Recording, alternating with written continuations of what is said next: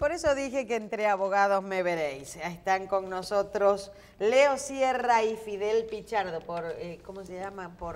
Cuando llegan por orden de llegada. Claro que sí, claro, claro. ¿Cómo le va? ¿Cómo están? Magníficamente bien, súper contento de estar aquí por nueva vez con nuestro público. Ya en Navidad, estamos ya en la víspera de esa gran noche que todos los dominicanos tradicionalmente celebran. Y el 25 de diciembre, el día real de Navidad. Mucha gente piensa que el día 24 es el día de Navidad, no, el día de Navidad es el 25, es el día del niño Jesús, es el día en que los padres le dejan los regalos de Navidad a sus niños y sobre todo es un día para compartir esa festividad. Súper contento, ¿verdad, Fidel? Leo vive contento, ¿eh? Claro. Siempre. Y como debe ser. Nosotros estamos igualmente felices de estar nuevamente en los estudios, dándole las gracias a todos los televidentes que nos distinguen con su teleaudiencia, se dice, Marcela, a esta hora de la mañana. Como siempre, no puedo dejar de reportar las personas que se nos acercan a decirnos que ven el programa, que les gusta, que entienden que tenemos opiniones al margen de los reciclajes noticiosos y que hacemos un esfuerzo, y es cierto, por llevar educación en el sentido legal y jurídico a nuestros televidentes, a la población en sentido general. Hay muchos acontecimientos, aunque en términos subjetivos la Navidad aplaca la época navideña aplaca todos los temas candentes. Pero no podemos soslayar temas de cierta trascendencia en el mundo jurídico, que vamos a comentar un poquito más adelante, sobre todo la variación de una decisión jurisprudencial que tiene décadas sentadas por nuestro más alto Tribunal de Justicia, que tiene que ver con la jurisdicción privilegiada. ¿Qué es la jurisdicción privilegiada? O el privilegio de jurisdicción. Resulta que funcionarios electos, como el presidente de la República, los senadores, diputados, y en un momento determinado, los ministros designados por el presidente,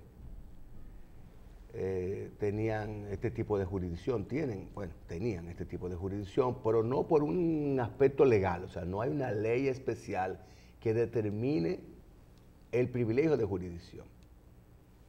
O sea, la posibilidad de que un funcionario electo, dentro de esa categoría que he mencionado, en caso de cometer un delito, sea juzgado por la Suprema Corte de Justicia y no por los tribunales ordinarios desde primera instancia.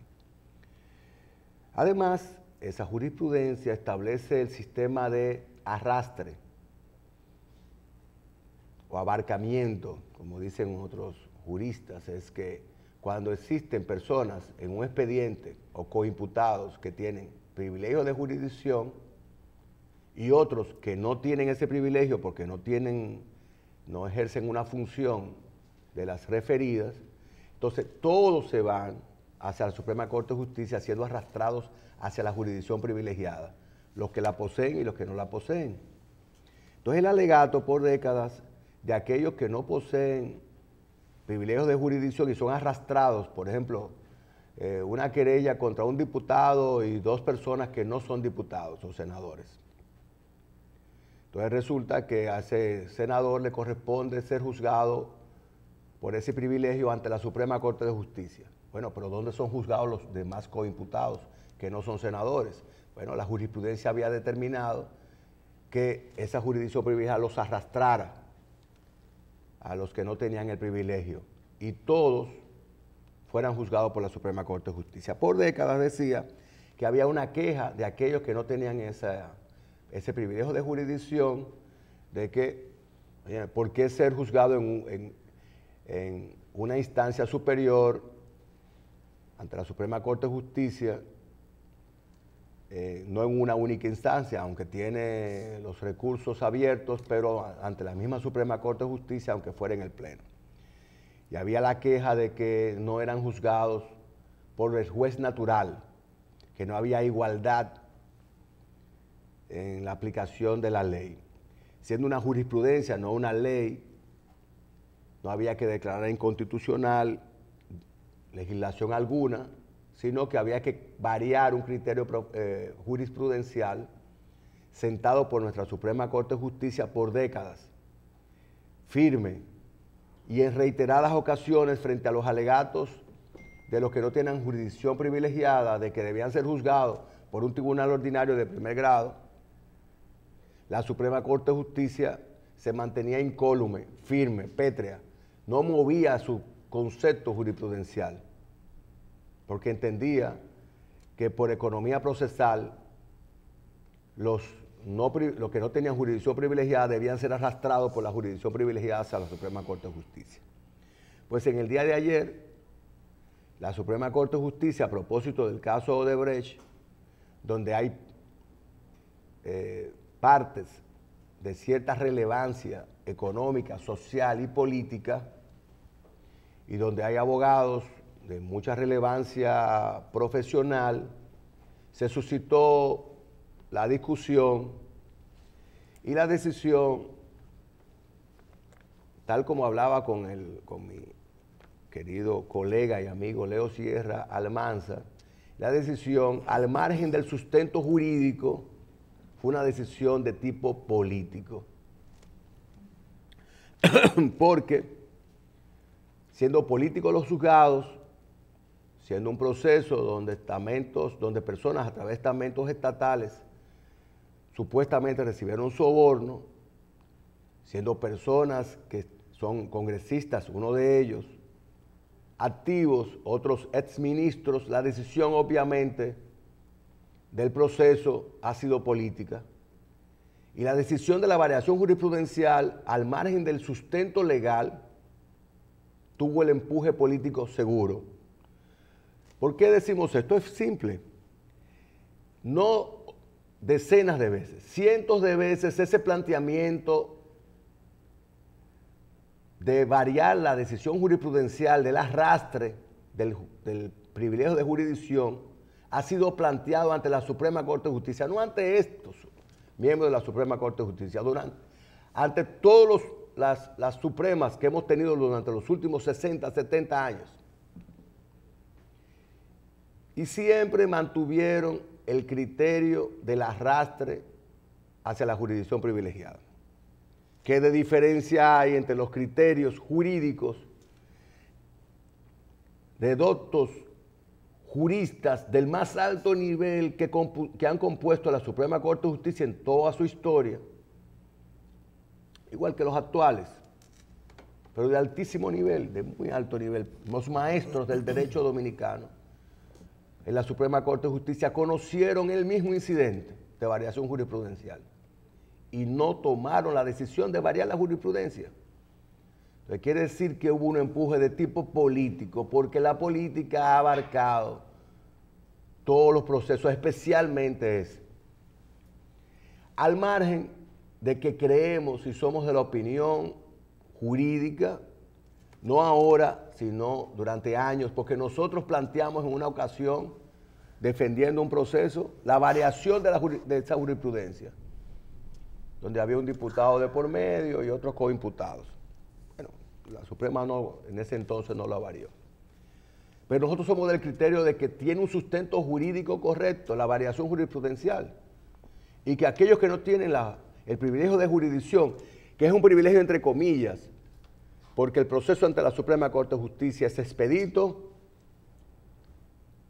hay un amplio criterio de prejuicio porque los jueces de la Suprema Corte de Justicia tienen contacto directo con el expediente desde el día 1 y tienen una idea preconcebida de instrucción de los hechos y derechos que se están juzgando, y eso se llama prejuicio o conocimiento previo del proceso, lo que pone en condición de inhibición o en caso de no inhibición, de recusación de sus jueces. Entonces yo soy del criterio jurídico, puro, técnico, de que la decisión está jurídicamente bien sustentadas. No se sorprendan, ¿eh? No se sorprendan del que el andamiaje jurídico que sustenta la decisión de que los que no son senadores sean juzgados como lo que son. Seres humanos y ciudadanos dominicanos comunes y corrientes que están acusados de un tipo penal deben ser juzgados por un juez de primer grado, tener el derecho a ir a la Corte de Apelación si la decisión les es adversa y llegar a la Suprema Corte de Justicia para recurso de casación en caso de que lo crean pertinente. En el caso de la Suprema Corte de Justicia, con la jurisdicción privilegiada, se designó, como conoce toda la población, un juez de la Suprema Corte de Justicia para hacer la instrucción especial. Esa decisión que envió a juicio de fondo a esos coimputados fue objeto de recurso. ¿Dónde se conoció el recurso? Resulta que por jueces de la Sala Penal de la Suprema Corte de Justicia. Entonces quiere decir que esos jueces ya tuvieron contacto con el expediente. ¿Dónde se está conociendo el juicio de fondo? Pues en esa sala penal. Entonces es un caos procesal donde el conocimiento previo del expediente por parte del juzgador es más que obvio. Además del alegato del derecho constitucional a que usted sea juzgado por el juez natural que le corresponde.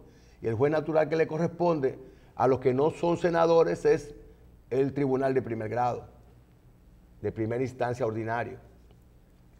La igualdad de partes, la igualdad de condiciones entre el senador que está siendo juzgado y aquellos que no son senadores.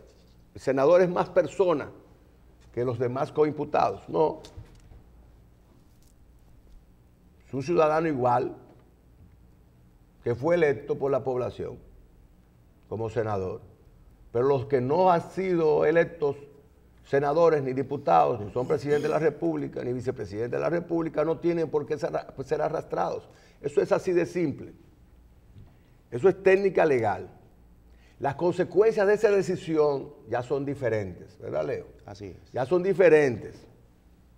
Veremos entonces dos procesos paralelos. El proceso contra Tommy Galán ante la Suprema Corte de Justicia y el proceso contra los demás coimputados que reiniciará desde cero por un tribunal colegiado de primer grado. Y cuando lleguen a ese tribunal colegiado de primer grado, desde cero, el primer alegato que seguro van a presentar los abogados de los coimputados es que la instrucción ya realizada, a pesar de ser una etapa precluida, terminada, esa instrucción debe realizarse de nuevo. Ese va a ser el primer pedimento. Porque si la jurisdicción privilegiada no le era aplicable a esos coimputados que no son senadores, tampoco le era aplicable la instrucción por parte de un juez de la Suprema Corte de Justicia, una instrucción especial. Y ese va a ser el primer alegato. Y ahí vamos a agotar el primer año de discusión. Si la instrucción realizada por el juez Ortega de la Suprema Corte de Justicia en jurisdicción privilegiada tiene algún tipo de validez o no. De mi punto de vista es una etapa precluida, es una etapa resuelta. El juicio debe continuar ya en la etapa de fondo. Pero ese va a ser el primer año de discusión. Y eso va a llegar ¿sabe a dónde? A la Suprema Corte de Justicia. De nuevo, el incidente. Y al Tribunal Constitucional también. Y cuando venga a conocerse el fondo, yo tendré más canas. Los abogados participantes envejecerán conociendo el proceso. Los jueces de primer grado que tienen una edad determinada hoy tendrán 5 o 6 años más cuando puedan concluir este proceso. Y de Odebrecht solamente quedarán los recortes periodísticos, las reseñas, y quedarán en la memoria de aquellos que guardan esas informaciones. Ese proceso le queda años en este momento, porque reiniciará de cero.